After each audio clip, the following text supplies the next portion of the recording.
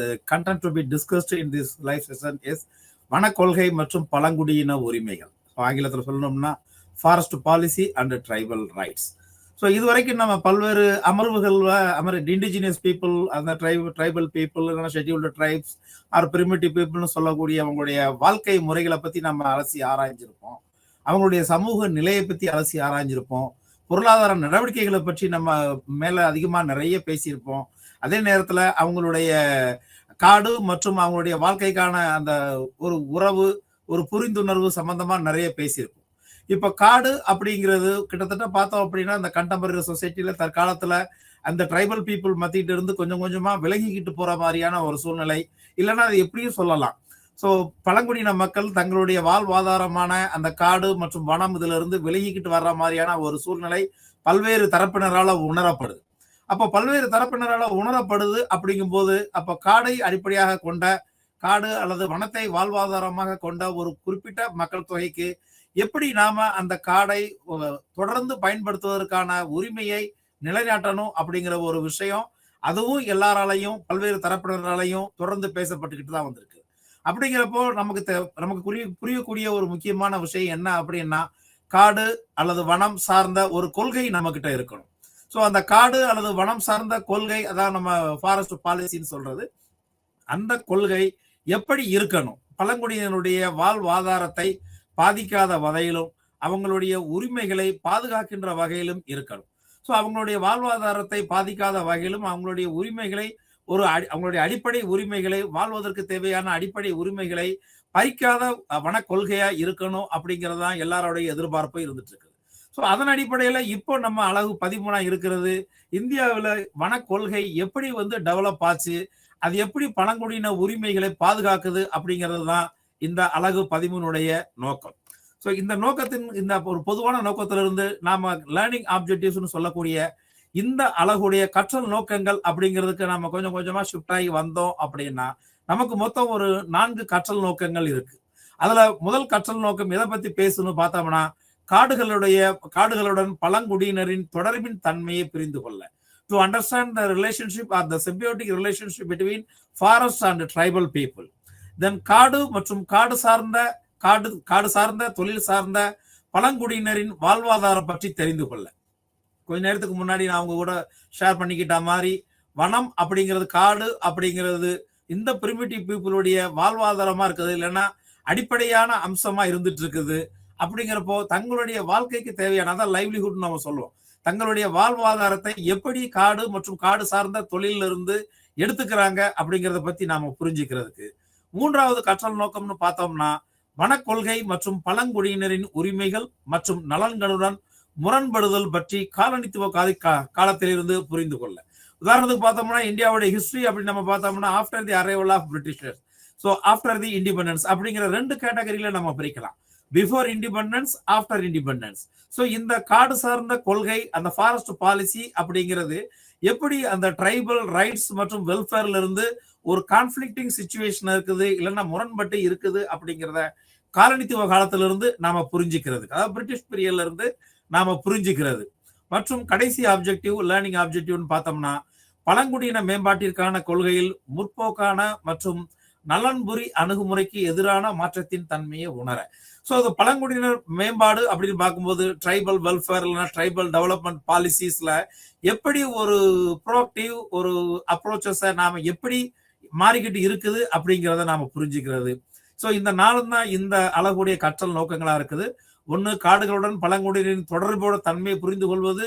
இன்னும் மற்றும் காடு சார்ந்த இடங்களில் இருந்து பழங்குடியினர் எப்படி தங்களுடைய வாழ்வாதாரத்தை எக்ஸ்ட்ராக்ட் பண்ணிக்கிறாங்கன்னு தெரிஞ்சுக்கிறதுக்கு. அடுத்து, வனக்கொள்கை அப்படிங்கிறது பிரிட்டிஷ் பீரியட்ல இருந்து இல்லைன்னா காலனித்துவ காலத்துல இருந்து எப்படி இந்தியாவில் கொஞ்சம் கொஞ்சமா எமர்ஜ் ஆகி டெவலப் ஆகி கரண்ட் ஃபாரஸ்ட் பாலிசியில இருக்கிறோம் அப்படிங்கிற ஒரு growth ப்ராசஸ் நம்ம தெரிஞ்சுக்கிறதுக்கு. Then the conflict between tribal development or இந்த ட்ரைபல் வெல்ஃபேர் அப்படிங்கிறதுல இருந்து என்னென்ன மாதிரியான ஒரு எதிர்மறையான ஒரு போக்கு இருந்துகிட்டு இருக்குங்கிறதையும் நாம இங்க தெரிஞ்சுக்கலாம் இந்த யூனிட் மூலமா. ஸோ இந்த யூனிட்ல மேலதிகமா நாம விவாதிக்கப்பட வேண்டிய, இல்லைன்னா நாம அனைவரும் பகிர்ந்து கொள்ள வேண்டிய விஷயங்கள்னு பார்த்தோம்னா மொத்தம் 4 விஷயங்கள் இருக்குது. ஸோ காலனித்துவ காலத்திலிருந்து வனக்கொள்கை மற்றும் பழங்குடியினர் நலனுடன் மோதல். ஸோ பிரிட்டிஷ் பீரியட்ல இருந்து இல்லைன்னா இந்தியா காலனி ஆதிக்கத்தில் இருக்கும்போது எப்படி ஃபாரஸ்ட் பாலிசி எமர்ஜ் ஆச்சு, அந்த எமர்ஜ் ஆன ஃபாரஸ்ட் பாலிசிஸ் பல்வேறு காலகட்டங்கள்ல எமர்ஜ் ஆன அந்த ஃபாரஸ்ட் பாலிசிஸ் ஃபார்முலேட் பண்ண ஃபாரஸ்ட் பாலிசிஸ் எப்படி ட்ரைபல் வெல்ஃபேர்ஸோட ஒரு கான்ஃபிளிக்டிங் சிச்சுவேஷன்ல இருந்துச்சு. அடுத்து panchayat extension to scheduled areas act, நம்ம பெசா அப்படின்னு நம்ம சிம்பிளா சொல்லுவோம். ஸோ இந்த panchayat extension to scheduled areas act எப்படி காடுகளை இல்லைன்னா வனங்களை பாதுகாத்தல், மேம்படுத்துதல் மற்றும் உருவாக்குதல் தொடர்பான சிறப்பு அம்சங்களை கொண்டிருக்குது. அடுத்து வன உரிமை சட்டம், ஃபாரஸ்ட் ரைட்ஸ் ஆக்ட், FRA நம்ம சொல்லுவோம். இந்த வன உரிமை சட்டம் அப்படிங்கிறது எப்படி ட்ரைபல் வெல்ஃபேர் காம்ப்ரமைஸ் பண்ணிக்காம, நேஷனல் டெவலப்மெண்ட்டை ஹிண்டர் பண்ணாம, இயற்கையை டிஸ்டர்ப் பண்ணாம இருக்கணும் அப்படிங்கிறத பத்தி பேசுறது இந்த வன உரிமை சட்டம். இதுதான் இந்த ட்ரைஃபோல்டு ரிலேஷன்ஷிப் நம்ம சொல்றது. ஒன்னு, ஒரு பக்கம் ட்ரைபல் பீப்புள், இன்னொரு பக்கம் நாட்டினுடைய முன்னேற்றம், இன்னொரு பக்கம் இயற்கை வளங்களுடைய பாதுகாப்பு. இந்த மூன்றையும், இந்த ஒரு முக்கோணத்துல இருக்கிறது, இந்த மூன்றையும் எப்படி இந்த ஃபாரஸ்ட் ரைட்ஸ் ஆக்ட் ப்ரொடெக்ட் பண்ணுது, ப்ரிசர்வ் பண்ணுது, அதே நேரத்துல ட்ரைபல் ரைட்ஸையும் எப்படி இது என்ஷூர் பண்ணுது அப்படிங்கறதையும் நம்ம பேசுறது. நாலாவதா பாக்குறது பழங்குடி சமூகங்களின் உரிமைகள் சார்ந்த பிரச்சனைகள். என்னென்னதெல்லாம் அந்த காடு சார்ந்த கொள்கைகளை உருவாக்குறது மூலமாகவும், சட்டங்களை ஏற்றது மூலமாகவும், இந்த ட்ரைபல் சொசைட்டியில என்னென்ன ட்ரைபல் சொசைட்டியோட rights are the setbacks against the rights of tribal societies அப்படிங்கிற விஷயங்களை நாம இந்த யூனிட் மூலமா நம்ம பகிர்ந்துக்கிறோம்.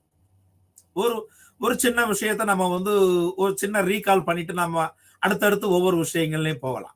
ஸோ இப்போ ஒரு சின்ன அறிமுக உரைன்னு நம்ம பார்த்துக்கிட்டோம்னா, இல்ல நமக்கு நாமே ரீகால் பண்ணிக்கிறது அப்படின்னு நம்ம பார்த்தோம்னா, காடு என்பது பழங்குடியினரின் வாழ்க்கை முறையின் ஒருங்கிணைந்த பகுதியாகும். இதைத்தான் நம்ம சொல்றது, அந்த symbiotic relationship that exist between tribal community or indigenous community and forest or natural environment. So காடு அப்படிங்கிறதா அவங்களுடைய அடிப்படை ஆதாரமா இருக்குது, அடிப்படை வாழ்வாதாரமா இருக்குது. தங்களுக்கு தேவையான அனைத்தையும் அந்த காட்டுல இருந்து அவங்க பெற்றுக்கிறாங்க.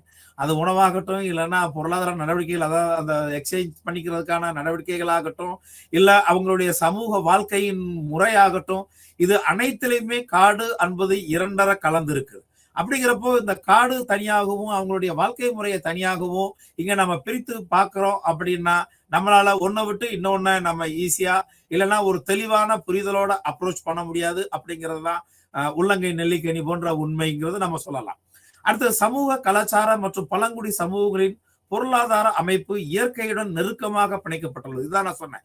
எப்படி அவங்களுடைய சமூக நிலையாகட்டும், இல்ல பண்பாட்டு நிலையாகட்டும், இல்ல அவங்களுடைய பொருளாதார அமைப்பாகட்டும், இது அனைத்துமே காடு சார்ந்த விஷயங்களோட இல்லைன்னா காட்டோட பின்னி பிணைஞ்சு இருக்குது அப்படிங்கிறது தான் நான் இப்ப சொன்னதனுடைய பொருள்.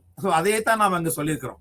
ஸோ இந்த சமூக கலாச்சாரம் மற்றும் பழங்குடி சமூகங்களுடைய பொருளாதார அமைப்புல காடு மிக மிக மிக முக்கியமான அம்சம். ஸோ இன்எவிட்டபிள்னு நம்ம சொல்லலாம், இன்டிஸ்பென்சபிள்னு சொல்லலாம், அன்அவாய்டபிள்னு சொல்லலாம். தவிர்க்கவே முடியாத ஒரு அம்சம் அப்படிங்கிறதான் நம்ம இன்டிஸ்பென்சபிள் ஆர் இன்னவிட்டபிள் அப்படின்னு சொல்லுவோம். அதுதான் நான் சொல்றது. காடு அப்படிங்கிற ஒரு விஷயத்தை நம்ம பிரிச்சுட்டோம் அப்படின்னா, these tribal people are indigenous people may feel like fish out of water. So தண்ணியிலிருந்து தூக்கி போட்ட மீன் தரையில எப்படி துடிக்குமோ அதே மாதிரி தங்களுடைய வாழ்க்கை காடிலிருந்து அல்லது வனத்திலிருந்து பிரிக்கப்பட்டா இவங்களுடைய வாழ்க்கை இருக்கும் அப்படிங்கிறதான் இது மூலம் நம்ம தெரிஞ்சுக்கிறது. ஸோ பழங்குடியினர் தங்கள் வாழ்வாதாரத்தை எய்தர் டைரக்ட்லி ஆர் இன்டைரக்ட்லி அந்த livelihood sources. So tribal people obtain their livelihood sources either directly or indirectly from the forest. So தங்களுடைய வாழ்வாதாரத்தை, தங்களுக்கு வாழ்க்கைக்கு தேவையான அனைத்தையும் அவங்க பழங்குடியினர் காடுகள்ல இருந்து நேரடியாகவோ அல்லது காடு சார்ந்த தொழில்கள்ல இருந்தோ பெறுறாங்க அப்படிங்கிறது தான் உண்மை. அப்படிங்கிறப்போ இந்தியாவில் உள்ள பழங்குடி மக்கள் தொகையில 2/3 மக்கள் அல்லது அதற்கு பக்கத்துல 3/2 அப்படின்னு நம்ம சொன்னோம்னா கிட்டத்தட்ட 33%. நம்ம ஏற்கனவே பார்த்திருப்போம், இந்தியாவுடைய டோட்டல் பாப்புலேஷன்ல 8.6% tribal community. So 8.6% total population பார்க்கும்போது கிட்டத்தட்ட 10 கோடி சம்திங் வர்றாங்க. அந்த 10 கோடியில 3/2 மக்கள் அப்படி நம்ம பார்த்தோம்னா, 10 கோடியில 3/2 பார்த்தோம்னா கிட்டத்தட்ட 3.5 கோடி மக்கள், 7 கோடி மக்கள், 7 கோடி ட்ரைபல் மக்கள் காடு அல்லது அதற்கு அருகாமையிலிருந்து தங்களுக்கு தேவையான உணவு, எரிபொருள் மற்றும் அந்த டொமஸ்டிக் அனிமல் ஃபாடர் நம்ம சொல்லுவோம். ஸோ தங்களுக்கு தேவையான எரிபொருளாக இருக்கட்டும், ஃபியூவலா இருக்கட்டும், ட்ரெடிஷனல் ஃபியூவலா இருக்கட்டும், இல்லைன்னா தீவனத்திற்காக, தங்கள் வளர்க்கின்ற தீவனத்திற்காக காடுகளை நம்பியுள்ளனர். இப்ப இந்த பாயிண்ட நம்ம பார்த்தோம் அப்படின்னா, காடு எவ்வளவு தூரத்துக்கு அவங்களுக்கு இன்றியமையாத ஒரு விஷயமா இருக்குது அப்படிங்கிறத நாம புரிஞ்சுக்க முடியும். ஸோ மொத்த ட்ரைபல் பாப்புலேஷன்ல 2/3 பங்கு அப்படிங்கிறப்போ more than the half of the total tribal population directly or indirectly depends on forest for their food, fuel and fodder. So இது எல்லாத்துக்குமே வந்து காடுகளை நம்பி இருக்காங்க. ஸோ அதான் சொன்னாங்க, it is estimated that 275 million rural people in India, 27% of the total population depend on. So tribal பீப்புளை பத்தி ஒரு ஸ்டாட்டிஸ்டிக்ஸ் ஃபர்ஸ்ட் பாயிண்ட்ல நம்ம பார்த்தோம் அப்படின்னா, ஓவரால இந்திய மக்கள் தொகையில பார்த்தோம்னா 275 மில்லியன் அல்லது 27% of the Indian total population depend on non timber produce, அதாவது சொன்ன NTFP, மரம் அல்லாத காடு உற்பத்தி. ஸோ மரம் அல்லாத காடு உற்பத்தியில அவங்க இந்த 27% மக்கள், அதாவது 275 மில்லியன் ரூரல் புவர் பீப்புள் இன்னும் காடு சார்ந்த விஷயங்கள் தான் சார்ந்து இருக்கிறாங்க. அதுலயும் முக்கியமா இந்த நான் டிம்பர் ஃபாரஸ்ட் ப்ரொடியூசர் இவங்க சார்ந்து இருக்கிறாங்க. எதுக்கு இவங்க சார்ந்து இருக்கிறாங்கன்னு பார்த்தோம்னா, at least part of their subsistence, தங்களுடைய வாழ்வாதாரத்தில் ஒரு பகுதிக்காக, தங்களுடைய வாழ்வாதாரத்தின் மிக முக்கிய ஒரு பங்கை இந்த நான் டிம்பர் ஃபாரஸ்ட் ப்ரொடியூஸ்ல இருந்து இந்த 275 மில்லியன் மக்கள், இல்லைன்னா இந்திய மக்கள் தொகையில 27% அந்த ரூரல் பாப்புலேஷன் அதுல இருந்து தான் காடு சார்ந்ததுல இருந்து எடுத்துக்கிறாங்க. ஸோ இது எதுல நமக்கு சொல்லப்பட்டிருக்குன்னா, report of the sub group second on non timber forest produce and their subsistence management, sustainable management. So 12th 5-year பிளானுடைய ரிப்போர்ட்ல நமக்கு இந்த ஸ்டாட்டிஸ்டிக்ஸ் அவைல் ஆகாது. ஸோ இந்த நான் டிம்பர் ஃபாரஸ்ட் ப்ரொடியூஸ் அப்படின்னு பார்த்தோம்னா, ஸோ மைனர் ஃபாரஸ்ட் ப்ரொடியூஸ்னு நம்ம இன்னொரு பேர்லையும் சொல்லலாம். ஸோ காடுகள்ல இருந்து கிடைக்கக்கூடிய சின்ன சின்ன பலன்கள், அந்த சின்ன சின்ன பலன்கள்லாம் இந்த 27% மக்களுக்கு, 275 மில்லியன் ரூரல் மக்களுக்கு மிக அடிப்படையான வாழ்வாதாரமா இருக்குது அப்படிங்கிறதா இந்த 12th 5-year பிளானுடைய ரிப்போர்ட்ல இருந்து நாம தெரிஞ்சுக்கிறது. ஸோ இந்த நான் டிம்பர் ஃபாரஸ்ட் ப்ரொடியூஸ் இல்லைன்னா மைனர் ஃபாரஸ்ட் ப்ரொடியூஸ் சொல்லக்கூடிய சின்ன சின்ன காடு சார்ந்த உற்பத்திகள் எவ்வளவு அக்கௌண்ட் ஆகுது அப்படின்னு பார்த்தோம்னா, ஸோ 20-40% ஸோ காடுகளை சார்ந்து வாழக்கூடிய, இல்லைன்னா லேண்ட்லெஸ் பாப்புலேஷன் ட்ரைபல், ஸோ விவசாய நிலமில்லாத அந்த ட்ரைபல்ல காடுகள்ல வாழக்கூடிய இந்த மக்களுக்கு 20-40% இந்த நான் டிம்பர் ஃபாரஸ்ட் ப்ரொடியூஸ்ல இருந்து தான், இல்லைன்னா அந்த மைனர் ஃபாரஸ்ட் ப்ரொடியூஸ்ல இருந்து தான் கிடைக்குது. கிட்டத்தட்ட பாத்தீங்க அப்படின்னா இதுவும் 5/2 பகுதி. ஸோ 5/2 பகுதின்னு பார்த்தோம்னா கிட்டத்தட்ட 40% அவங்களுடைய வாழ்வாதாரத்துல 10,000 அவங்க மாசத்துக்கு ஏர்ன் பண்றாங்க அப்படின்னா ஒரு கணக்குக்கு. ஸோ கிட்டத்தட்ட 4,000 ரூபாய் அவங்களுக்கு இந்த நான் டிம்பர் ஃபாரஸ்ட் ப்ரொடியூஸ்ல இருந்து தான் அவங்களுக்கு கிடைக்குது. ஸோ இது இந்த 40% அந்த அப்படின்னு பார்க்கும்போது இதுதான் இதுக்கு முந்தின ஸ்லைட்ல நம்ம பார்த்த மாதிரி அவங்களுடைய வாழ்வாதாரத்தின் ஒரு குறிப்பிட்ட பகுதி இந்த நான் டிம்பர் ஃபாரஸ்ட் ப்ரொடியூஸ்ல இருந்து தான் கிடைக்குது. So it provides critical subsistence support to the communities, particularly vulnerable tribal groups during lean season. So during lean season அப்படின்னு நம்ம சொன்னோம்னா என்ன சொல்லலாம், நம்ம இந்தியாவுடைய அக்ரிகல்ச்சர்னு பார்த்தாலும் சரி, இல்ல இயற்கை சார்ந்து வாழக்கூடிய குழு வாழ்க்கையா இருந்தாலும் சரி, அவங்களுக்கு எல்லாமே வந்து கேம்பிளிங் ஆஃப் மான்சூன் தான். பருவகாலத்தின் அடிப்படையில தான் அவங்களுடைய வாழ்க்கை முறை அப்படிங்கிறது இருந்துட்டு இருக்கு. ஸோ இந்த பருவ காலத்தை சார்ந்து இருக்கக்கூடிய இந்த ட்ரைபல் பீப்புளுடைய வாழ்வாதாரமானது அந்த 20-40% அப்படிங்கிறது இந்த லீன் சீசன் சொல்லக்கூடிய அந்த அன்சீசன்ல இந்த particularly vulnerable tribal poorest poor amongst tribal அப்படின்னு நம்ம சொல்லுவோம். ட்ரைபல்ஸ்லயே ஏழையிலும் ஏழையா இருக்கக்கூடிய, வறியவர்களும் வறியவர்களா இருக்கக்கூடிய இந்த பர்டிகுலர்லி வல்னரபிள் ட்ரைபல் குரூப்ஸுக்கு இந்த 40% அப்படிங்கிறது ஒரு கிரிட்டிக்கல், ஒரு அத்தியாவசியமான, ஒரு இன்றியமையாத, ஒரு தவிர்க்கவே முடியாத, அவங்களுடைய வாழ்க்கையோட இரண்டரை கலந்த ஒரு வாழ்வாதாரமா இருந்துட்டு இருக்குது அப்படிங்கிறத நாம இந்த ஸ்டேட்மெண்ட்ஸ்ல இருந்து புரிஞ்சுக்கலாம். ஸோ இதுல நம்ம பார்த்தோம் அப்படின்னா ஆண் பெண் குழந்தைகள் அப்படின்னு நம்ம பார்த்தோம்னா ஆண்களுக்கு எவ்வளவு சரி பங்கு உற்பத்தியில இருக்குதோ அதே அளவு பெண்களுக்கு இங்க அதே சரி விகித அளவுல முக்கியத்துவம் இருக்குது அப்படிங்கறது நமக்கு புரிய வரும். பெண்கள் மட்டுமல்ல, குழந்தைகளும் இந்த நான் டிம்பர் ஃபாரஸ்ட் ப்ரொடியூஸ்ல ஈடுபடுறாங்க. ஸோ இந்த நான் டிம்பர் ஃபாரஸ்ட் ப்ரொடியூஸ்ல அவங்களுடைய அந்த சேகரிப்பு, அதனுடைய யூட்டிலைசேஷன், அதே நேரத்தில் அந்த மார்க்கெட்டிங் அப்படிங்கிற இல்லைன்னா அது processing for selling, so commodification or marketing அப்படின்னு நம்ம சொல்லக்கூடியது எல்லாத்துலேயுமே ஆண்களுக்கு நிகரா பெண்கள் மற்றும் குழந்தைகள் ஆகியோருடைய பங்கு நிறைய இருக்குது. ஏன் அப்படின்னா இவங்க இந்த ட்ரைபல் பீப்புள் எப்பவுமே தனி நபரை சார்ந்து கிடையாது. அவங்களுடைய வாழ்க்கை அப்படிங்கிறது இல்லைன்னா வாழ்வாதாரம் அப்படிங்கிறது ஒரு குரூப் இன்வால்வ்மெண்ட், ஒரு கலெக்டிவ் இன்வால்வ்மெண்ட், ஒரு குடும்பமா தான் அவங்க ஈடுபடுறாங்க. அப்படிங்கிறப்போ அந்த குடும்பத்தில் இருக்கிற ஒவ்வொரு நபரையும், அது ஆணாகட்டும் பெண்ணாகட்டும் குழந்தையாகட்டும், ஸோ அந்த குடும்பத்தில் இருக்கிற ஒவ்வொரு நபரும் அதுல ஈடுபடுறாங்க. அப்படிங்கிறப்போ அவங்களுடைய அந்த ஈடுபாட்டுடைய தேவை அப்படிங்கிறது நமக்கு புரிய வரும். அந்த ஈடுபாடு இருந்தால் மட்டுமே தான் இந்த 20% அவங்களுடைய வாழ்வாதாரத்துக்கு தேவையான பகுதியா மாற்ற முடியும். அப்படிங்கிறது தான் இதுல இருந்து நாம தெரிஞ்சுக்க வேண்டிய மிக முக்கியமான அம்சம். So in the tribal communities have cultural mechanism and indigenous practices that help conservation and restoration of forest and natural resources. So இதுக்கு முந்தி நம்ம பல அமர்வுகள்ல நம்ம பார்த்திருப்போம். Indigenous mechanism or indigenous means or methods to preserve forest அப்படின்னு நம்ம படிச்சிருப்போம். அது மண்ணாகட்டும், இல்ல நீராகட்டும், இல்ல காடாகட்டும், இது எல்லாமே வந்து எப்படி பாதுகாக்கிறது அப்படிங்கிறது அவங்களுக்குள்ளேயே காலகாலமா அந்த ஸ்டாக் நாலேஜ் அவங்களுக்குள்ளேயே இருந்துட்டு இருக்குது. அந்த ஸ்டாக் நாலேஜ் அப்படிங்கிறது காலகாலமா அவங்க கண்டு உணர்ந்த பட்டு தெரிஞ்சுக்கிட்ட அந்த வழிகள் தான் ஸோ இந்த காடுகளை பாதுகாக்குது.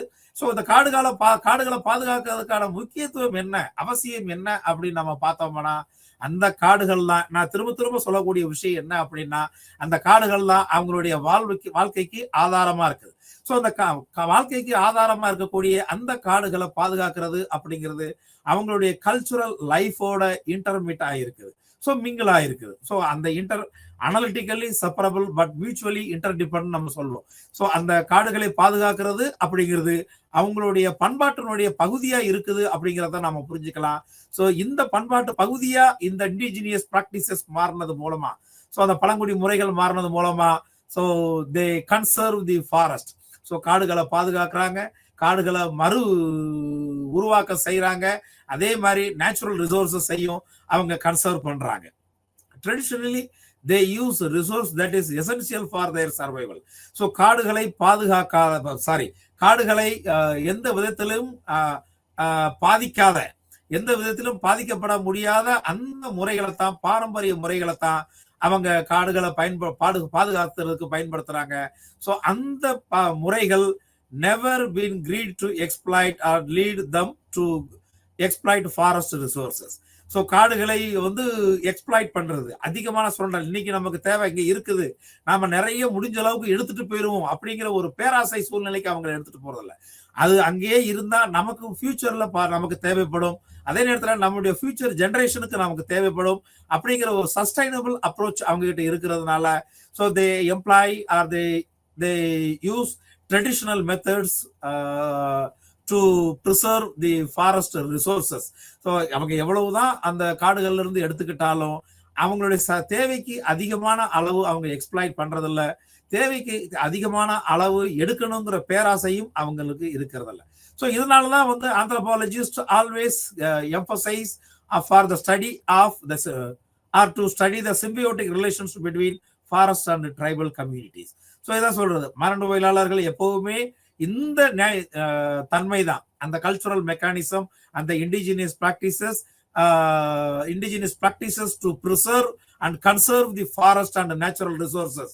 இது எப்படி இந்த மூணுமே ஒரு இன்டர் ரிலேட்டட் ரிலேஷன்ஷிப்ல இருக்குது அப்படிங்கிற அந்த ஒரு புரிந்துணர்வு, அதுகளுக்கு இடையே அந்த சிம்பியோட்டிக் ரிலேஷன்ஷிப்பை வெளிக்கொணர்றதுக்கு தான் ஆந்த்ரோபாலஜிஸ்ட் எப்பவுமே முயற்சி பண்ணிட்டு இருக்கிறாங்க, இப்பவும் முயற்சி பண்ணிட்டு இருக்கிறாங்க. அதனுடைய வேற வேற வழிமுறைகளை ட்ரைபல் கம்யூனிட்டிஸ் ஃபாலோ பண்ற அந்த மீன்ஸை வெளிக்கொண்டு வர்றதுதான் அவங்களுடைய தலையாய கடமையாகவும் இருந்துகிட்டு இருக்குது. ஏன் அப்படின்னா அவர் survival depends on forest, particularly this indigenous communities or tribal communities survival depends on forest and related resources. அதனால அவங்க எவ்வளவு தூரத்துக்கு அந்த மீன்ஸை ப்ரிசர்வ் பண்றாங்க, ரிலேட் பண்றாங்க, நெக்ஸ்ட் ஜெனரேஷனுக்கு டிரான்ஸ்மிட் பண்றாங்க அப்படிங்கிறத தெரிஞ்சுக்கிறதுக்கு ட்ரை பண்றாங்க.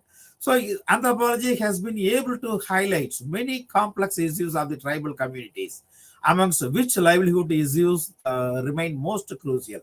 அதே நேரத்துல அவங்க என்னென்ன பிரச்சனைகள் அவங்களுடைய வாழ்வாதாரத்தை பாதிக்குது அப்படிங்கிறதுலையும் அதுலயும் மிக முக்கியமான பிரச்சனை எது எது அது என்ன அளவுல என்ன வீரியத்துல அவங்களுடைய வாழ்வாதாரத்தை பாதிக்குது அப்படிங்கிறதையும் அவங்க வெளிக்கொண்டு வர்றதுக்கு ட்ரை பண்ணிக்கிட்டு இருக்காங்க. ஸோ இப்படி அவங்களுடைய வாழ்க்கை முறை, வாழ்வாதாரம், காடுகளுடைய வாழ்வாதாரத்திற்கான காடுகளை சார்ந்திருக்கும் தன்மை, இது எல்லாத்தையும் அவங்க படிக்கிறது மூலமா so anthropologist categorize tribal communities based on their economic activities and livelihood means. அதன் அடிப்படையில கிட்டத்தட்ட பல்வேறு வகைகளை வகைப்படுத்துறாங்க. ஒன்னு ஹண்டர் கேதரர்ஸ் ஆர் ஃபாரேஜர்ஸ், சொல்ல வேட்டையாடி உணுதல் இல்லைன்னா உணவு சேகரிக்கும் பழங்குடியினர். பாஸ்டோரலிஸ்ட் ஆயர் குடியினர் நம்ம சொல்றோம். ஷிஃப்டிங் கல்டிவேட்டர்ஸ், ஸோ அந்த பயிரிடுதல் அப்படிங்கிறத வந்து மாற்றி பயிரிடக்கூடியவர்கள். தென் செட்டில்டு கல்டிவேட்டர்ஸ், ஒரு இடத்துல நிலையா இருந்து பயிர் செய்யக்கூடியவங்களா இருக்கிறாங்க.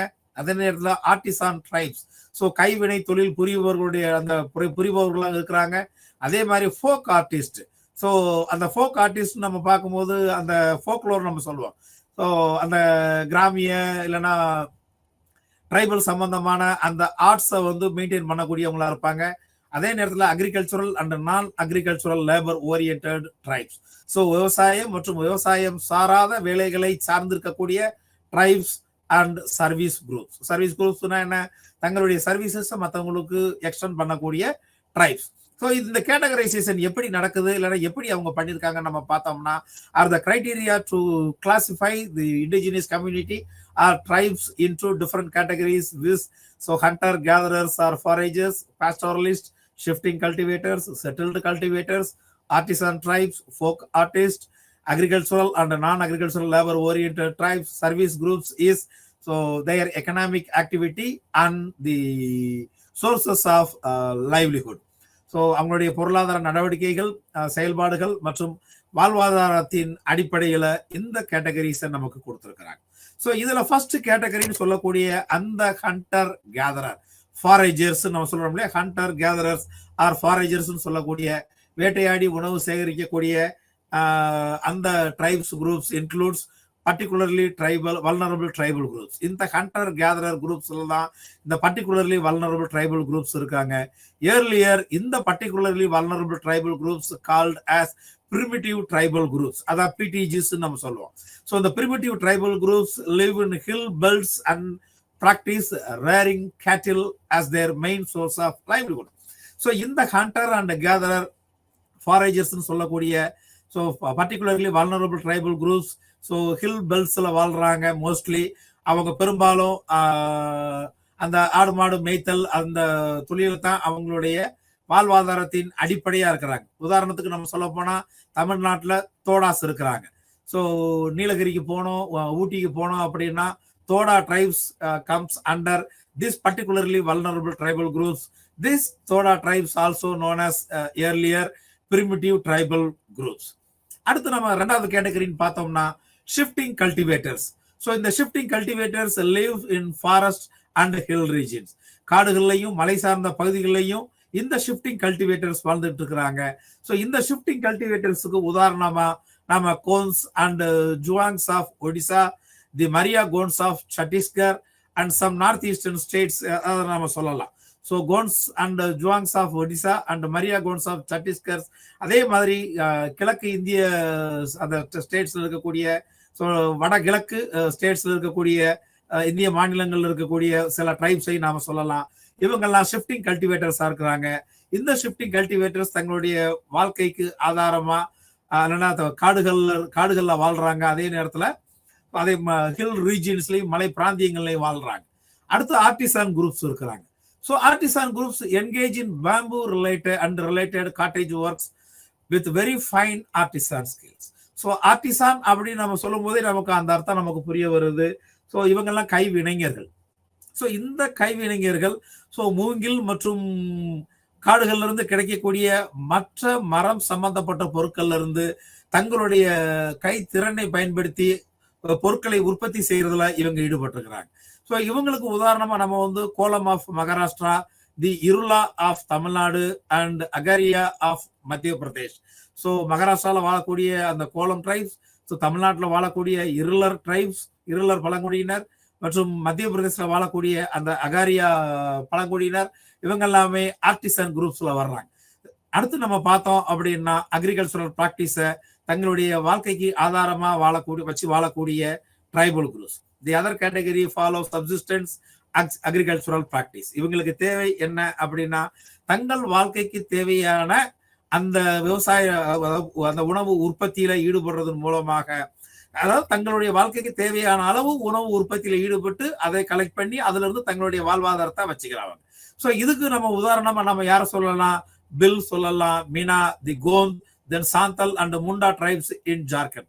ஸோ இந்த ட்ரைப்ஸ் இதெல்லாமே நம்ம எதுக்கு நம்ம பேசணும் அப்படின்னா, எதுக்கு நாம இவங்களை மறு புரிதலுக்கு நம்ம உட்படுத்தணும் அப்படின்னு நம்ம பார்த்தோம்னா, இவங்களுடைய வாழ்க்கைக்கு தேவையான அனைத்து அடிப்படை அம்சங்களும், இல்லைன்னா இவங்களுக்கு வாழ்க்கைக்கு தேவையான அனைத்து அடிப்படை ஆதாரங்களும் காடு மற்றும் காடு சார்ந்த பகுதிகளில் தான் இவங்க எடுத்துக்கிறாங்க அப்படிங்கிறது தான் ஒரு அடிப்படையான உண்மையை நாம தெரிஞ்சுக்கத்தான் இந்த ட்ரைபல் கேட்டகரிஸை பத்தி நாம மறுபடியும் நாம பேசிட்டு இருக்கோம். ஸோ அதுல வரக்கூடிய இந்த முக்கியமா அந்த இருக்கிற அந்த பல்வேறு ட்ரைப்ஸ்ல இப்ப நாம பார்த்த மாதிரி hunter gatherer, pastoralist, shifting, settled, artisan, folk artist, agricultural, non agricultural, labour and service groups, இதெல்லாம் நம்ம பார்க்கறதுக்கு முக்கியமான காரணம் இதுல வரக்கூடிய நிறைய பேரு ஸோ பர்டிகுலர்லி வல்னரபிள் ட்ரைபல் குரூப்ஸ்ல வர்றாங்க. அந்த பர்டிகுலர்லி வல்னரபிள் ட்ரைப்ஸ்லயே ரொம்ப முக்கியமா நம்ம கவனம் செலுத்த வேண்டியது இந்த hunter gatherer, shifting cultivators, artisan groups and agricultural practice subsistence. The tribes involve in or follow subsistence agricultural practice. So இதுல இருந்து நாம தெரிஞ்சுக்கக்கூடிய விஷயம் என்ன அப்படின்னா, தனக்கு தேவையான தங்களுடைய வாழ்க்கைக்கு தேவையான தங்களுடைய குழு வாழ்க்கைக்கு ஆதாரமான அனைத்து அம்சங்களையும் அவங்க காடு மற்றும் காடு சார்ந்த இடங்கள்ல இருந்து தான் இவங்க பெறுறாங்க. அப்படிங்கும் போது ஸோ நாம tribal rights and forest policy அப்படிங்கிறது அதை பத்தி பேசுறது எவ்வளவு தூரத்துக்கு இன்றியமையாத ஒரு விஷயமா இருக்கும் அப்படிங்கிறத நாம தெரிஞ்சுக்கலாம். அப்படிங்கிறதுக்காகத்தான் நாம இவங்க என்னென்ன மாதிரியான தொழில்களில் ஈடுபட்டிருக்கிறாங்க, அந்த தொழில்களுக்கு ஆதாரமான மூலப்பொருட்களை எங்க இருந்து பெறுறாங்க, அந்த தொழில்களுக்கு ஆதாரமான மூலப்பொருட்களை பெறுதல்ல காடு எவ்வளவு முக்கியமான பங்கு வகிக்குது, மலையும் மலை சார்ந்த பகுதிகளும் காடும் காடு சார்ந்த பகுதிகளும் எவ்வளவு முக்கியமான பங்கு வகிக்குது அப்படிங்கிறத நாம தெரிஞ்சுக்கணும். அப்படிங்கிறதுக்காகத்தான் நமக்கு இது நம்மளுடைய யூனிட்ஸ்ல இன்கார்பரேட் பண்ணிருக்கிறாங்க. இன்னும் டீட்டெயிலா நமக்கு கொடுத்துருக்காங்க.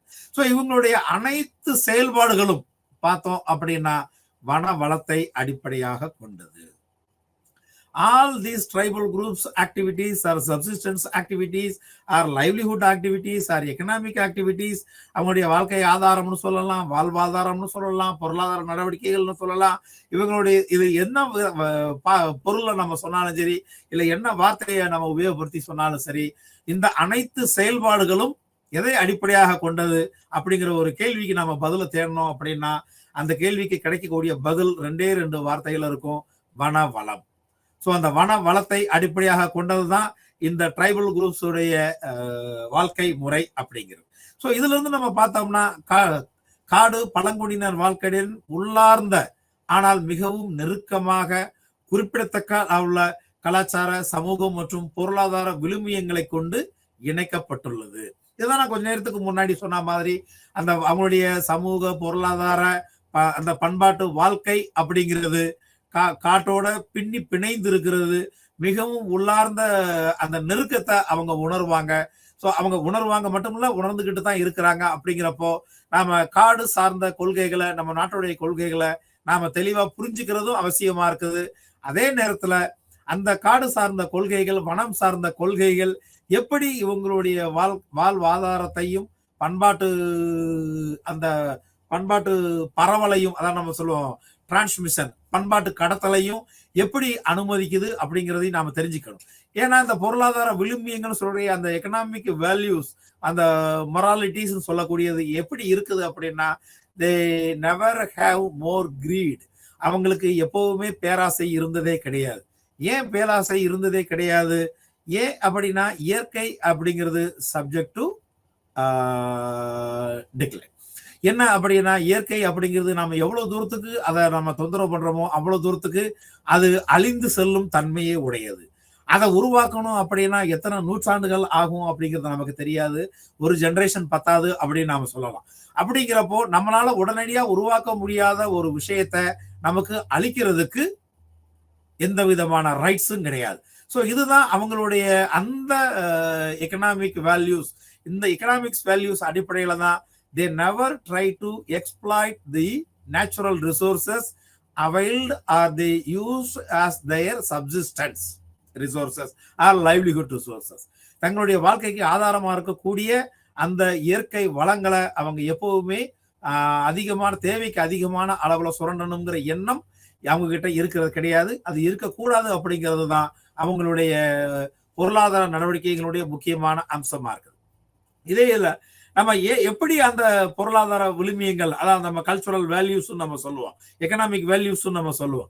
அந்த எக்கனாமிக் வேல்யூஸ் எப்படி கல்ச்சுரல் வேல்யூஸோட இன்டர்மிட்டன்ட் ஆயிருக்குது நம்ம பார்த்தோம்னா, வித்யார்த்தி சொன்ன மாதிரி, so all the cultural values that exist amongst the tribal are in tribal lives associated with the forest. so இந்த கல்ச்சுரல் வேல்யூஸ் பொருளாதார விழுமியங்கள் எல்லாமே ட்ரைபல்ஸ் உடைய அந்த பழங்குடியினருடைய பொருளாதார விழுமியங்கள் எல்லாமே காடுகளோட தொடர்புடைய ஒரு விஷயமா இருக்குது. எப்படி காடுகளோட தொடர்புடைய விஷயமா இருக்குது? அதைத்தான் அவர் சொல்வார், the trifold relationship between nature man spirit complex சொல்லுவார். So nature man spirit complex theory மூலமா வித்யார்த்தி நமக்கு முன்வைக்கக்கூடிய விஷயம் என்ன அப்படின்னு பார்த்தோம்னா, all cultural values, all cultural tribal cultural values are associated or deeply mingled with forest. சரி, இந்த கல்ச்சுரல் வேல்யூஸ் என்னென்ன ஆஸ்பெக்ட்ல எல்லாம் நமக்கு வந்து ட்ரைபல் லைஃப்ல நம்ம பார்க்கலாம்னா, அனிமிசம் அண்ட் அனிமிஸ்டிக் தியரி.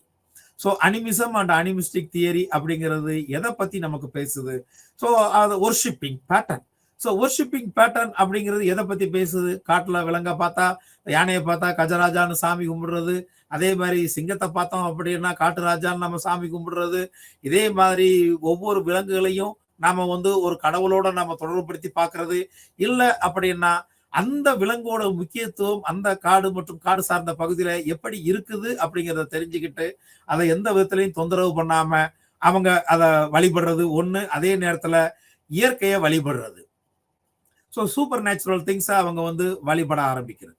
அதே மாதிரி தியரி ஆஃப் டோட்டமிசம். டோட்டம் அப்படிங்கிற ஒரு விஷயத்தை பத்தி இதுக்கு முன்னாடி நம்ம பல்வேறு அமர்வுகள்ல பேசியிருக்கோம். இந்த அமர்வுகள் நமக்கு என்ன சொல்ல வருது அப்படின்னா, totemism is worshipping of either animate or inanimate object as their sacred things.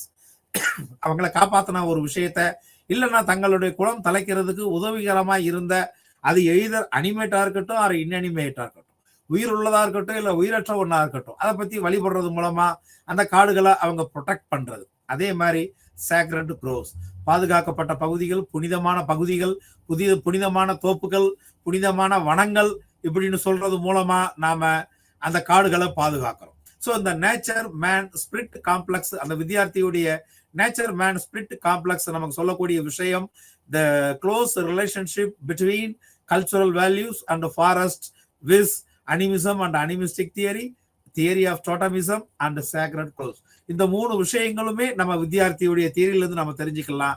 So இந்த தெரிஞ்சுக்கிறது மூலமா காடு எவ்வாறு அல்லது எவ்வகையில் பழங்குடியினர் வாழ்க்கையுடன் உள்ளார்ந்த நெருக்கமான குறிப்பிடத்தக்க கலாச்சார சமூக மற்றும் பொருளாதார விழுமியங்களை கொண்டு பிணைக்கப்பட்டுள்ளது அப்படிங்கிற விஷயத்த நாம தெரிஞ்சுக்கலாம். ஸோ இந்த பேக்ரவுண்ட்ல நாம ஃபாரஸ்ட் பாலிசி, வன கொள்கை அப்படிங்கிற ஒரு விஷயத்த பார்க்கலாம். So since colonial time, so colony ஆதிக்க காலத்திலிருந்து இல்லைன்னா காலனி மயமாக்கப்பட்ட தினத்திலிருந்து எப்படி இது ட்ரைபல் இன்ட்ரெஸ்டோட இந்த வன கொள்கை ஒரு முரண்பட்ட ஒரு பூசலான சூழ்நிலையை கொண்டு ரீட்டைன் ஆகிக்கிட்டு இருக்குது அப்படிங்கிறத நம்ம பார்க்கலாம். ஸோ இப்போ இந்த ஃபாரஸ்ட் பாலிசி அப்படிங்கிறத நாம ரெண்டு கட்டமா பிரிக்கலாம். ஒன்னு பிஃபோர் இண்டிபெண்டன்ஸ், இன்னொன்னு ஆஃப்டர் இண்டிபெண்டன்ஸ். பிஃபோர் இண்டிபெண்டன்ஸ் நம்ம பார்த்தோம் அப்படின்னா ஃபாரஸ்ட் ஆக்ட் 1865, இதுதான் இந்தியாவில் முதல்ல உருவான ஃபாரஸ்ட் வன சட்டம் அப்படிங்கிறது. அதே மாதிரி ஃபாரஸ்ட் ஆக்ட் 1878 ஒன்று உருவாகுது. அதே மாதிரி ஃபாரஸ்ட் பாலிசி ரெசல்யூஷன் 1894 ஒன்று வந்தது. அதே மாதிரி Indian forest act 1927. So before independence நம்ம பார்த்தோம்னா 1865 1927 வரைக்கும் ஒரு குறிப்பிடத்தக்க ஒரு 4 குறிப்பிடத்தக்க ஃபாரஸ்ட் பாலிசிஸ் இந்தியாவில் இருந்திருக்குது. ஸோ அது forest act 1865, Forest Act 1878, Forest Policy Resolution Act 1894, Indian Forest Act IFA நம்ம சொல்லுவோம். ஸோ 1927. ஸோ இந்த நாளுமே பிஃபோர் இண்டிபெண்டன்ஸ், இந்திய சுதந்திரத்துக்கு முன்பு. இந்திய சுதந்திரத்திற்கு பின்பு நம்ம பார்த்தோம்னா நேஷனல் ஃபாரஸ்ட் பாலிசி 1952ல, then wildlife protection act 1972. So 52ல இருந்து 72க்கு ஒரு 20 வருஷம், கரெக்டா 2 decades கழிச்சு வைல்டு லைஃப் வன உயிரின பாதுகாப்பு சட்டம், அது தேசிய வன கொள்கை 1952. அடுத்து ரெண்டாவது நமக்கு 20 வருஷம் கழிச்சு நமக்கு கிடைக்கப்பட்ட ஒரு பாலிசி என்ன, ஒரு லெஜிஸ்லேஷன் மூலமா நம்ம கிடைச்சதுன்னு பார்த்தோம்னா வைல்டு லைஃப், ஸோ வன உயிரின ப்ரொடெக்ஷன் ஆக்ட், பாதுகாப்பு சட்டம். அதே மாதிரி தி நேஷனல் ஃபாரஸ்ட் பாலிசி 1988. ஸோ தேசிய வன கொள்கை 1988ல, அதுல இருந்து ஒரு 16 வருஷம் கழிச்சு, அதுல இருந்து ஒரு 8 வருஷம் கழிச்சு பெசான்னு நம்ம சொல்லக்கூடிய panchayat extension to scheduled areas act 1996ல எனாக்ட் பண்ணப்பட்டது. ஸோ அந்த 1996ல ஏன் பஞ்சாயத்தை பத்தி நம்ம பேசுறோம் அப்படின்னா, ஸோ பஞ்சாயத்து ராஜ் இன்ஸ்டிடியூஷன், அந்த 73rd கான்ஸ்டிடியூஷனல் அமெண்ட்மெண்ட் எல்லாமே டீசென்ட்ரலைசேஷனுக்கு வழிவகுத்துச்சு. அதே மாதிரி இந்த ஃபாரஸ்ட் பாலிசி அப்படிங்கிறதையும் டீசென்ட்ரலைசேஷனுக்கு உட்படுத்தி அந்த பவர்ஸை பஞ்சாயத்து அமைப்புகளுக்கு எக்ஸ்டெண்ட் பண்ணதுதான் இந்த panchayat extension to scheduled areas act PESA. Then forest rights act FRA 2006 2006ல, அதுக்கடுத்து ஒரு 20 வருஷம் கழிச்சு 2006ல ஸோ காடு உரிமைகள் சட்டம், பாதுகாப்பு சட்டம் அப்படிங்கிறது 2006ல வந்து. இப்போ நாம பிஃபோர் இண்டிபெண்டன்ஸ், ஆஃப்டர் இண்டிபெண்டன்ஸ், இந்த 2 காலகட்டங்களையும் இந்த forest act 1865, 78, 94 and 1927. After independence, National Forest Policy 1952, Wildlife Protection Act 1972, the National Forest Policy 1988, Panchayat Extension to Scheduled Areas Act 1996, Forest Rights Act FRA 2006 அப்படிங்கிறத நம்ம பார்க்கலாம். ஸோ முதல்ல நம்ம பார்க்க போறது before independence. So before independence 1865. So India இங்கிலாந்தினுடைய நேரடி நிர்வாகத்தின் கீழ் வந்ததுக்கு அப்புறம் 57க்கு அப்புறம் ஒரு 8 வருஷம் கழிச்சு ஃபாரஸ்ட் ஆக்ட் இந்தியாவில் முதல்ல ஒரு டெலிபரேட் எஃபர்ட், ஒரு காம்ப்ரிஹென்சிவ் எஃபர்ட், ஒரு ஆர்கனைஸ்ட் எஃபர்ட், ஒரு எஃபர்ட் எடுக்கப்பட்டதன் மூலமா ஃபாரஸ்ட் ஆக்ட் 1865 நமக்கு ஒரு அவுட்கம்மா கிடைச்சது. ஸோ இப்பதான் இந்த act, forest act 1865 provided the legal sanction to the forest administration in various provisions of India and empowered the colonial state to acquire monopolistic control over the country. So இந்தியாவில் இருக்கக்கூடிய காடுகளுக்கு சட்டப்பூர்வமான நிர்வாக சூழ்நிலையை கொடுத்தது. பல்வேறு பிராந்தியங்கள்ல இருக்கக்கூடிய காடுகளுக்கு சட்டப்பூர்வமான ஒரு நிர்வகித்தல் அப்படிங்கிற ஒரு ஸ்டேட்டஸை கொடுத்தது இந்த ஆக்ட் தான். அதே நேரத்துல அந்த பல்வேறு பிராந்தியங்கள்ல இருந்த அந்த அரசுகளானது, அதாவது பிரிட்டிஷ் கவர்னன்ஸ் சிஸ்டம் ஆனது, அந்த இந்தியாவில் இருக்கக்கூடிய அனைத்து காடுகள் மீது அவங்களுடைய உரிமையை இல்லைன்னா கண்ட்ரோல், அவங்களுடைய ஆதிக்கத்தை செலுத்தக்கூடிய பவரை கொடுத்தது இந்த ஆக்ட் தான். So this Forest Act 1865 is a first and formal step to regulate the collection of forest resources by the forest dwellers. பாருங்க, 1865லயே இந்த ஃபாரஸ்ட் ஆக்ட் மூலமா, ஸோ இந்த வன சட்டம் மூலமாக, ஸோ காடுகள்ல இருந்து என்ன பொருட்களை சேகரித்தலுக்கு ஒரு கண்ட்ரோல் கொண்டு வரப்பட்டது, ஒரு வரையறை செய்யணும் அப்படிங்கிறது தான் இந்த ஃபர்ஸ்ட் ஸ்டெப் இந்த ஆக்ட் மூலமா எடுக்க ஆரம்பிக்கும். காடுகள்ல வாழக்கூடியவங்க காடுகள்ல இருந்து சேகரிக்கக்கூடிய இல்ல காடுகள்ல இருந்து பயன்படுத்தக்கூடிய பொருட்களுக்கு ஒரு கட்டுப்பாடு கொண்டு வர வேண்டும் அப்படிங்கிறது தான் இந்த கொண்டு வரணும் அப்படிங்கறத ஃபர்ஸ்ட் ஸ்டெப் இந்த ஆக்ட்ல இருந்து தான் ஆரம்பிக்குது. ஸோ இனிஷியலா பார்த்தோம் அப்படின்னா இந்த 1865 ஆக்ட் குஹா சொல்ற மாதிரி எதுக்கு இந்த ஆக்ட் இயற்றப்பட்டதுன்னு பார்த்தோம்னா, ஸோ 1865 இதுக்கு முன்னாடி நம்ம பார்த்தோம்னா இந்தியாவில் ரயில்வேயுடைய அறிமுகம் வந்தது, ரயில்வேயுடைய விரிவாக்கம் நடக்க ஆரம்பிச்சது. ஒரு இடத்துல இருந்து இன்னொரு இடத்துக்கு இந்தியாவில் அனைத்து பகுதிகளிலும் கிடைக்கக்கூடிய அந்த ரா மெட்டீரியல்ஸை ஷிப் பண்றதுக்கு, பினிஷ்டு ப்ராடக்டா மாத்துறதுக்கு இவங்களுக்கு ஒரு கனெக்டிவிட்டி தேவைப்பட்டது. அதனால இந்தியாவில் ரயில்வே சேவை ஆரம்பிச்சது. அந்த ரயில்வே சேவை ஆரம்பிச்சதுல ஸோ அந்த ரயில்வேவை வந்து மேம்படுத்துறதுக்காக, அந்த சேவையை மேம்படுத்துறதுக்காக, இல்லைன்னா அந்த ரயில்வே சேவையை வந்து அந்த சர்வீசஸை ஃபெசிலிட்டேட் பண்றதுக்காக இந்த ஃபாரஸ்ட் ஆக்ட் எனக்ட் பண்ணப்பட்டது அப்படிங்கிறது தான் குஹாவுடைய பார்வை. அதுதான் குஹா என்ன சொல்றாங்க. So forest act 1865 was enacted mainly to facilitate the acquisition of such forest areas as good supply timber to the railways. So காடு இந்த ரயில்வேஸுக்கு தேவையான அந்த மரக்கட்டைகளை பெறுவதற்காக இயற்றப்பட்ட ஆக்ட் தான் இந்த ஆக்ட்னு குஹா சொல்றாங்க. அதுக்கடுத்து 1878 ஸோ 65 இருந்து ஒரு 13 வருஷம் கழிச்சு forest act 1878. So this forest act 1878 is more comprehensive then earlier once. இதுக்கு முன்னாடி இருந்த அந்த ஃபாரஸ்ட் ஆக்ட் 1865 விட இது ஒரு விரிவான ஒரு சட்டம். ஸோ இந்த சட்டத்தின் மூலமாக இந்தியாவில் இருக்கக்கூடிய காடுகள் மொத்தம் 3 வகையா பிரிக்கப்படுது.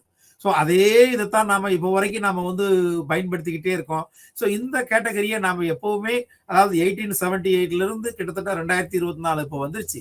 ஸோ கிட்டத்தட்ட பாருங்க, ஒரு 124 அல்ல ஒரு 22, கிட்டத்தட்ட 150 வருஷமா நாம இந்த கேட்டகரிஸை நம்ம பயன்படுத்திட்டு வந்துட்டே இருக்கிறோம். ஸோ இந்த ஃபாரஸ்ட் ஆக்ட் 1878 மூலமா இந்தியாவில் இருக்கக்கூடிய காடுகள் ரிசர்வ்டு ஃபாரஸ்ட். ஸோ ரிசர்வ்டு ஃபாரஸ்டா சில பகுதிகள் அறிவிக்கப்படுது. ஸோ இந்த ரிசர்வ்டு ஃபாரஸ்ட்ல நீங்க பாத்தீங்கன்னா அந்த யாருமே உள்ள நுழைய முடியாது, அரசு அதிகாரிகள் மட்டும்தான் நுழைய முடியும். அங்கதான் உங்களுக்கு நிறைய வைல்டு லைஃப் சாங்சுவரிஸ் எல்லாம் இருக்குது. ஸோ இந்த ரிசர்வ்டு ஃபாரஸ்ட்ல அவ்வளவு தூரத்துக்கு செக்யூரிட்டிஸ் டைட்டா இருக்கும். தென் ப்ரொடெக்டட் ஃபாரஸ்ட், பாதுகாக்கப்பட்ட காடுகள். அடுத்து வில்லேஜ் ஃபாரஸ்ட், கிராமங்கள்ல இருக்கக்கூடிய காடுகள். ஸோ இந்த 3 கேட்டகரைசேஷன் இல்லைன்னா அந்த காடுகளுடைய இந்த 3 வகைப்பாடும் இப்பவும் இருந்துட்டு இருக்குது. 1865 ஆக்ட்ல இருந்து ஃபாரஸ்ட் ஆக்ட் 1878 எப்படி வேறுபடுதுன்னு பார்த்தோம்னா, 1865 ஆக்ட் காடுகளுக்கு மீதான அந்த அதிகாரத்தை அரசாங்கத்துக்கு கொடுக்கக்கூடிய ஒரு முதல் முயற்சியா இருந்தது. அதே நேரத்துல இந்த ஃபாரஸ்ட் ஆக்ட் 1878 அப்படிங்கிறது காடுகளை அதே அதிகாரத்தை மெயின்டைன் பண்றதோட மட்டுமல்லாம அந்த அதிகாரத்தை 3 விதமான காடுகளை பிரிப்பதன் மூலமாக இன்னும் கொஞ்சம் ரிஜிட் பண்ணுச்சுன்னு நம்ம சொல்லலாம். So forests are categorized as reserved forest, protected forest, village forest. So தடை செய்யப்பட்ட காடுகள், பாதுகாக்கப்பட்ட காடுகள் மற்றும் கிராமத்தில் உள்ள காடுகள் அப்படின்னு நம்ம சொல்லலாம். அடுத்து நமக்கு 3வதா பிஃபோர் இண்டிபெண்டன்ஸ்ல கலோனியல் பீரியட்ல நமக்கு கிடைச்சது என்னன்னு பார்த்தோம்னா ஃபாரஸ்ட் பாலிசி ரெசல்யூஷன் 1894. ஸோ இந்த ஃபாரஸ்ட் ரெசல்யூஷன் பாலிசி ரெசல்யூஷன் 1894 என்ன பண்ணுச்சு அப்படின்னு பார்த்தோம்னா, so this forest policy resolution administered for better financial implications. So forest எப்போதும் இந்த ஃபினான்சியல் இம்ப்ளிகேஷன், காடுகள்ல இருந்து நமக்கு எவ்வளவு தூரத்துக்கு வருவாயை பெருக்கலாம் அப்படிங்கிறதுக்காக இந்த ரெசல்யூஷன் நமக்கு உருவாக்கப்பட்டது. ஸோ இந்த ரெசல்யூஷன் மூலமாக காடுகள் were further classified into forests, the preservation of which was essential on climatic or physical ground. So காடுகளை எதுக்கு பாதுகாக்கணும்? ஸோ நம்முடைய சுற்றுப்புறத்திலையும் நம்முடைய அந்த பிசிக்கல் கிரவுண்ட், ஸோ அந்த நிலைத்த தன்மையிலே இருக்கக்கூடிய அந்த எதுக்கு முக்கியமானது, நம்முடைய சுற்றுப்புறத்தை பாதுகாப்பதில் முக்கியத்துவம் அளிக்கக்கூடிய காடுகள் அப்படிங்கிறதுக்கு முக்கியத்துவம் கொடுக்கணும். Then forest which afforded a supply of valuable timber for commercial purpose. So காடுகள் தங்களுடைய பொருளாதார ஆக்டிவிட்டிஸை மேம்படுத்துறதுக்காக தரக்கூடிய அந்த மதிப்பு மிக்க மரங்களுக்காக, ஸோ பொருளாதார நடவடிக்கைகளை மேம்படுத்துவதற்கு தேவையான மதிப்பு மிக்க மரங்களை சப்ளை பண்ணக்கூடிய காடுகள் அப்படிங்கிறது ஒண்ணு. என்விரான்மெண்ட்டை பாதுகாக்கிற அளவுக்கு முக்கியத்துவம் வாய்ந்த காடுகள். 2வது, பொருளாதார நடவடிக்கைகளுக்கு உகந்ததான பொருளாதார நடவடிக்கைகளை மேம்படுத்துவதற்கு தேவையான மதிப்புமிக்க கட்டைகளை, மரங்களை வழங்கக்கூடிய காடுகள். தென் சிறு காடுகள், அதாவது மைனர் ஃபாரஸ்ட்னு சொல்லுவோம். அதே நேரத்துல பாஸ்டர் லேண்ட்ஸ், ஸோ மேய்ச்சல் நிலங்கள். காடுகளுக்குள்ளேயே மேய்ச்சல் நிலங்கள். ஸோ ஏற்கனவே பாருங்க, காடுகள் அப்படிங்கிறது முதல்ல நமக்கு மொத்தம் 3 விதமா இருக்குது. ஒன்னு ரிசர்வ்டு ஃபாரஸ்ட், இன்னொன்னு ப்ரொடெக்டட் ஃபாரஸ்ட், தென் வில்லேஜ் ஃபாரஸ்ட். இந்த 3க்கு அப்புறம் இன்னும் 4 கேட்டகரைசேஷன் ஃபாரஸ்ட் ரெசல்யூஷன் மூலமா நமக்கு கிடைக்குது. அது ரிசர்வ் ஃபாரஸ்டா இருந்தாலும் சரி, ப்ரொடெக்டட் ஃபாரஸ்டா இருந்தாலும் சரி, இல்ல வில்லேஜ் ஃபாரஸ்டா இருந்தாலும் சரி, அதனுடைய முக்கியத்துவத்தை பொறுத்து, அது இயற்கைக்கு இல்லைன்னா வெளி உலகத்திற்கு ஆற்றக்கூடிய அந்த செயல்களை பொறுத்து, அதனுடைய தன்மைகளை பொறுத்து, இயற்கையை இல்லைன்னா கிளைமேட், ஸோ நம்ம காலநிலை பருவநிலையை பாதுகாக்கும் அளவிற்கு முக்கியத்துவம் வாய்ந்த காடுகள், அதே நேரத்தில் பொருளாதார நடவடிக்கைகளுக்கு சப்ளை பண்ணக்கூடிய காடுகள், சிறு காடுகள் மற்றும் மேய்ச்சல் நிலங்கள். சரி, இந்த மாதிரி 4 3 + 4 அப்படின்னு பார்த்தோம்னா மொத்தம் 7 வகையா இங்க காடுகள் பிரிக்கப்பட்டிருக்குது. But this forest policy resolution had some provision for cultivation and cultivators claim from forest land. So இந்த இப்போ ஃபாரஸ்ட் லேண்ட் பார்த்தீங்கன்னா இப்போ மைனர் ஃபாரஸ்ட்னு ஒன்று இருக்குது, அதே மாதிரி பாஸ்டர் லேண்டுன்னு ஒன்று இருக்குது, மேய்ச்சல் நிலங்கள் அப்படிங்கிறதெல்லாம் இருக்குது. ஸோ இந்த இடத்துல தான் இந்த ஃபாரஸ்ட் பாலிசி ஏற்கனவே இருந்த ஃபாரஸ்ட் ஆக்ட் 1965 1978 இருந்து எப்படி ஸ்லைட்டா வேரியேஷன் ஆகுது அப்படின்னா, it have some provisions for cultivation and cultivators claim from forest land. So காட்டில் வாழக்கூடிய அந்த ஃபாரஸ்ட் டுவெல்லர்ஸ்னு சொல்லக்கூடிய அவங்களுடைய கிளைம்ஸ், எங்களுக்கு இது எங்களுடைய உரிமைகள், நாங்கள் இதெல்லாம் காலகாலமாக பயிரிட்டு வர்றோம் அப்படின்னு கிளைம் பண்றாங்க அப்படின்னா அவங்களுக்கு தேவையான ஸ்மால் மெர்சி, ஒரு சிறிய அளவிலான கருணையை இந்த ஃபாரஸ்ட் பாலிசி ரெசல்யூஷன் கொண்டிருந்ததுன்னு சொன்னா அது மிகையாது. அதே நேரத்தில் ஸோ இந்த டிமாண்ட்ஸ் அதை நம்ம சொல்றோம் இல்லையா, cultivators claim from forest land, எதுக்கு அவங்க கிளைம் பண்றாங்க? The demands were ordinarily accepted without hesitation for such cultivation. So அவங்க காடுகளில் அவங்க பயிர் செய்யறதுக்கு, தங்களுக்கு தேவையான அளவில் பயிர் செய்யறதுக்கு அவங்களுடைய கோரிக்கைகள் வந்தது அப்படின்னா அது எந்த விதமான வெறுப்பு மற்ற நிலையில் அது அங்கீகரிக்கப்பட்டது, இல்லைன்னா அதற்கு சரி சொல்லப்பட்டது. எவ்வாறாகிலும் so in this grant there was state vested interest to collect rent by imposing tax. so எதுவுமே சும்மா கிடைக்கிறது இல்லை அப்படிங்கிறத புரிய வச்சதுதான் இந்த ஃபாரஸ்ட் பாலிசி ரெசல்யூஷன்.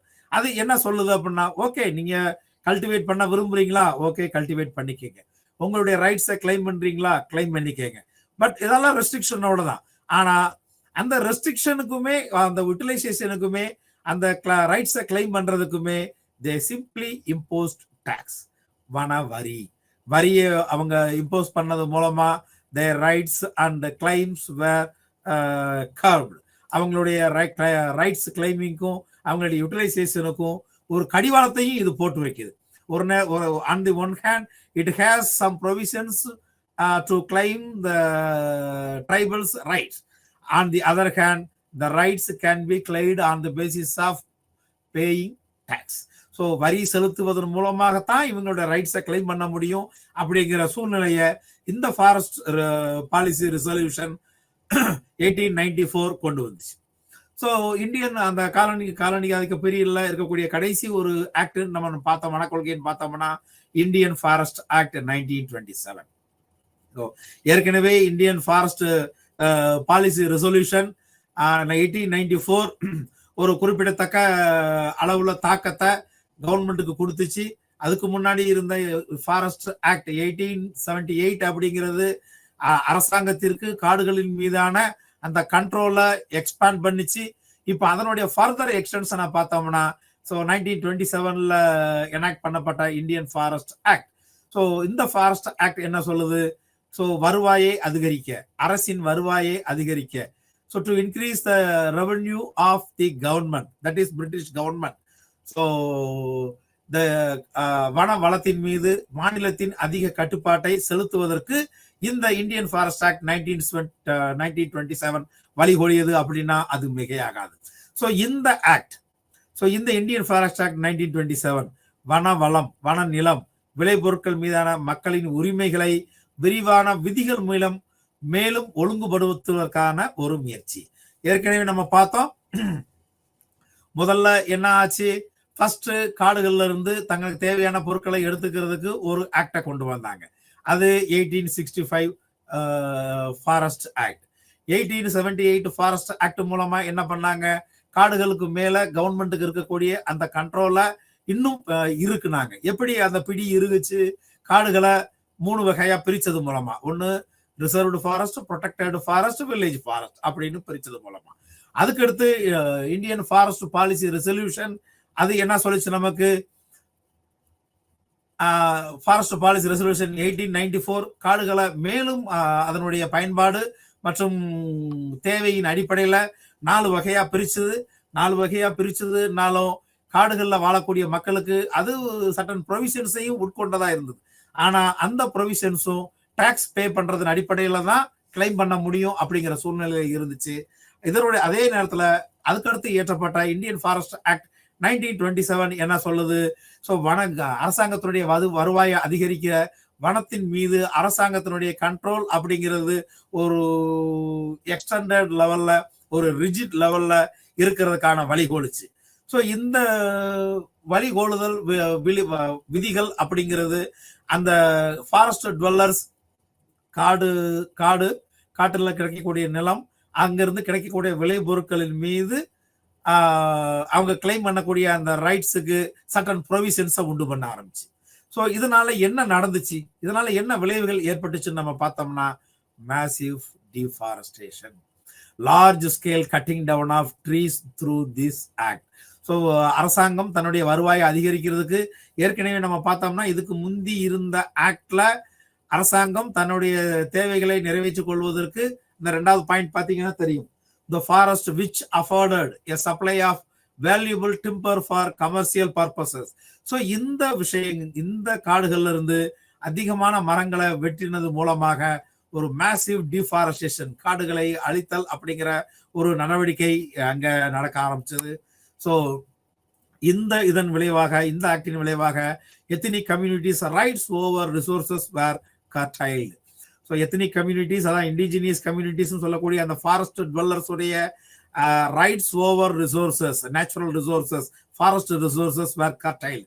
அவங்க தங்களுடைய உரிமைகளை நிலைநாட்ட முயற்சி பண்ணும் போதெல்லாம், அவங்க கிளைம் பண்ணும் போதெல்லாம் அவங்களுடைய உரிமைகளுக்கு ஒரு கடிவாளம் இந்த இந்தியன் ஃபாரஸ்ட் ஆக்ட் 1927 போட்டுச்சுன்னு சொன்னா அது உண்மையான ஒரு விஷயம். So the tribal communities were even physically harassed.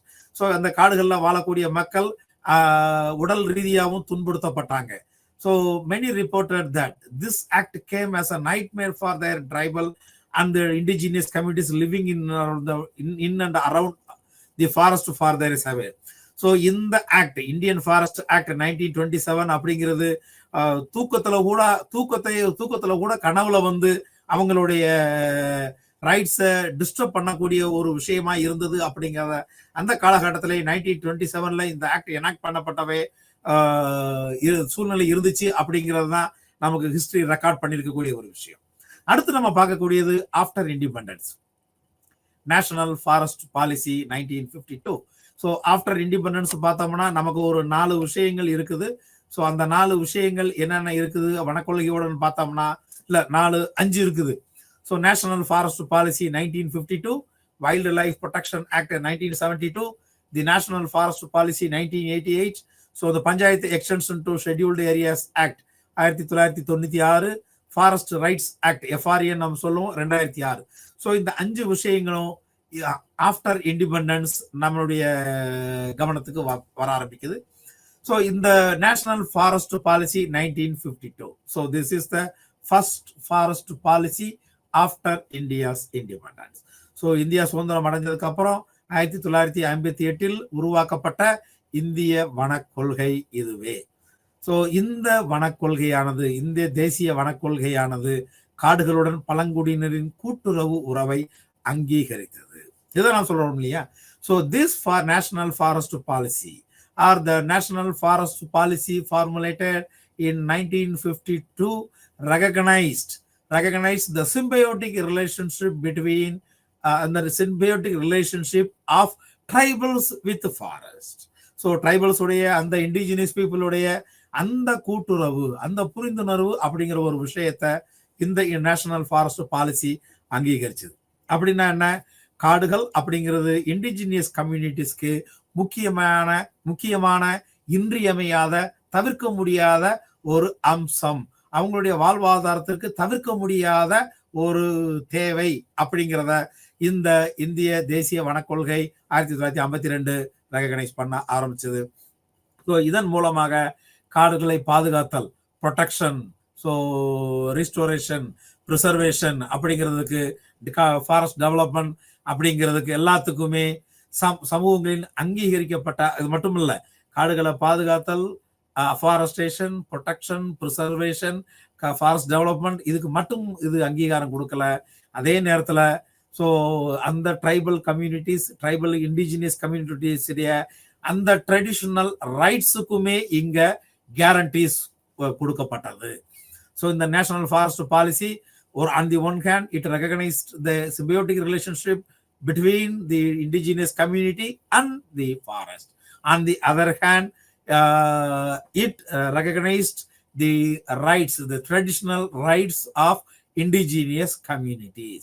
However, எப்படினாலும் பார்த்தோம்னா so the national interest over local demand, எப்படி பார்த்தாலும் தேசிய வளர்ச்சி அல்லது நாட்டுடைய நலன் அப்படிங்கிறது உள்ளூர் நலனை காட்டிலும் பெரியது அப்படிங்கிற ஒரு விஷயம் இங்க இரண்டரை கலந்திருக்குது. இந்த தேசிய வளர்ச்சி தேச நலன் அப்படிங்கிறது தான் உள்நாட்டு, அதாவது சிறு குழுவுடைய நலனை விட தேசத்தின் நலன் தான் பெருசு அப்படிங்கிற ஒரு பிரின்சிபலையும் இது உள்ளடக்கியே தான் அந்த சிம்பியோட்டிக் ரிலேஷன்ஷிப் ரெகக்னைஸ் பண்ணிச்சு. இண்டிஜினியஸ் பீப்புளுடைய அந்த ட்ரெடிஷனல் ரைட்ஸையும் இது ரெகக்னைஸ் பண்ண ஆரம்பிச்சது. அடுத்து நம்ம பார்வைக்கு வரக்கூடியது wild life protection act 1972. So இந்திய வன உயிரின பாதுகாப்பு சட்டம். ஸோ இந்த இந்திய வன உயிரின பாதுகாப்பு சட்டம் அரசாங்கத்திற்கு எந்த காட்டையும் அல்லது காட்டினுடைய எந்த பகுதியையும் ப்ரொடெக்டட் ஏரியாவா அறிவிக்கிறதுக்கான அதிகாரத்தை கொடுக்குது.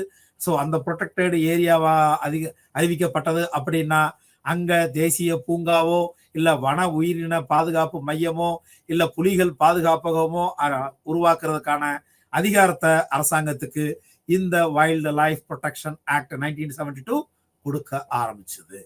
ஸோ இந்த வன உயிரின பாதுகாப்பு சட்டத்தின் மூலமாக அரசாங்கம் எந்த ஒரு காட்டையோ அல்லது காட்டின் எந்த ஒரு பகுதியையோ பாதுகாக்கப்பட்ட ஏரியா அப்படின்னு அறிவித்தல் மூலமாக தேசிய பூங்காக்களையோ இல்லைன்னா வைல்டு லைஃப் வன உயிரின அந்த சாங்சுவரியையோ இல்ல புலிகள் பாதுகாப்பகத்தையோ உருவாக்கலாம்.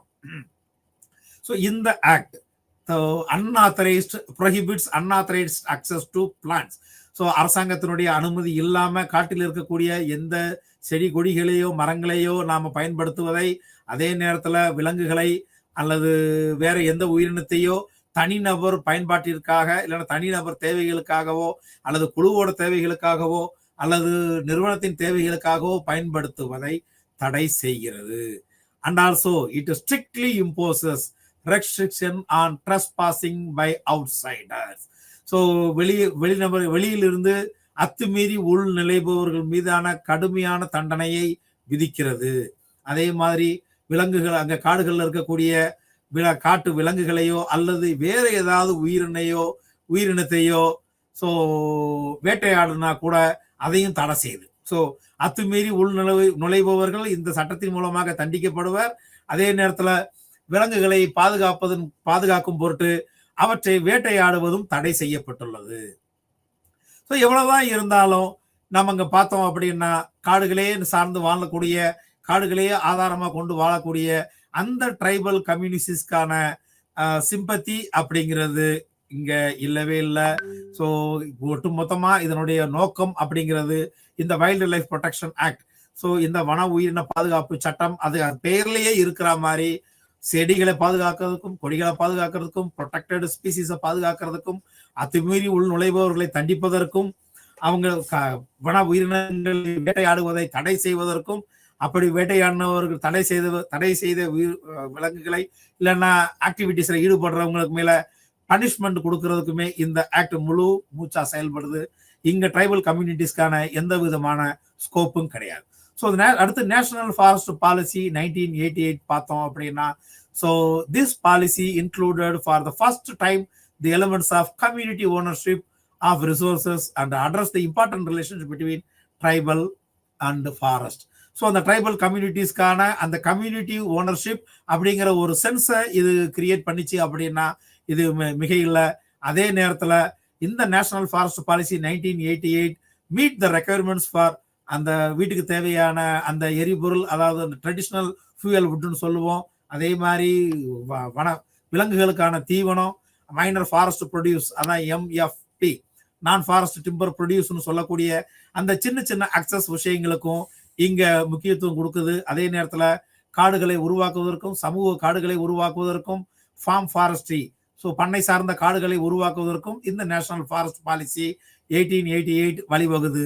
அதே நேரத்தில் panchayat extension to scheduled acts அங்கே பார்க்கறது கிராம சபாவுடைய முக்கியத்துவத்தையும் இங்க அதிகரிக்குது. கிராம் சபா காடுகளை பாதுகாத்தல், அஃபாரஸ்டேஷன் உருவாக்குதல், ஸோ ப்ரிசர்வேஷன் அப்படிங்கிறதுல எவ்வளவு தூரத்துக்கு கிராம் சபா தன்னுடைய ரோலை பிளே பண்ண முடியும் அப்படிங்கிறதையும் இந்த panchayat extension to scheduled areas act 1996 இங்க நமக்கு வந்து முக்கியத்துவம் கொடுக்குது. அதே மாதிரி தான் இப்ப நமக்கு புழக்கத்தில் இருக்கிற அந்த recognition of forest rights act 2006 அப்படிங்கிறது நமக்கு கொண்டு வருது. இதன் மூலமா நம்ம பழங்குடியினரின் உரிமைகள், பிரச்சனைகளை நாம தெளிவா புரிஞ்சுக்கலாம். ஸோ அவங்களுடைய பிரச்சனைகள் அப்படிங்கிறது நிலம், காடு, வாழ்வாதாரம், உயிர் வாழ்தல், பாரம்பரிய உரிமைகள் மற்றும் access to the natural resources அனைத்தையும் உள்ளடக்கியது அப்படிங்கிற காரணத்தினாலதான் நம்ம இவ்வளவு தூரத்துக்கு பேசுறோம். இன்னொரு நாள்ல